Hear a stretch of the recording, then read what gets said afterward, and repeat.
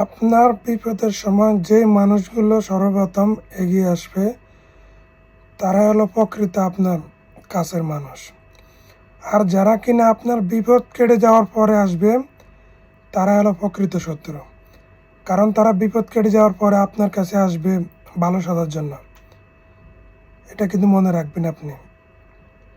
আর সবচেয়ে কাছের আপনার বড় শত্রু হলো আপনার কাছে যে মানুষগুলো এসে বিপদ কেটে যাওয়ার পরে এসে ভালো মানুষ সাজার চেষ্টা করে, তারাই হলো সবচেয়ে বড় আপনার শত্রু।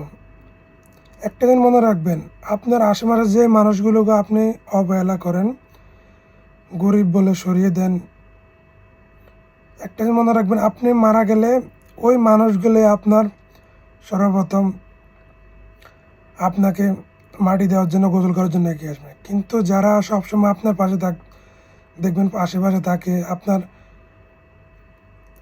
কাছে থাকার চেষ্টা করে, কিন্তু ওরাই দেখবেন সরে যাবে।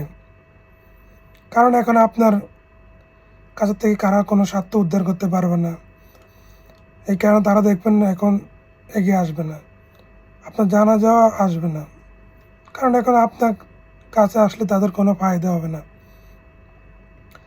তাই মানুষকে টাকা থাকলে কখনো অবহেলা করবেন না। আপনার টাকা আছে তাই বলে আপনি গরিব মানুষকে অবহেলা করবেন, এবং আপন মানুষ যারা আছে তাদেরকে অবহেলা কখনো করবেন না। তাই একটু সতর্ক থাকার চেষ্টা করবেন,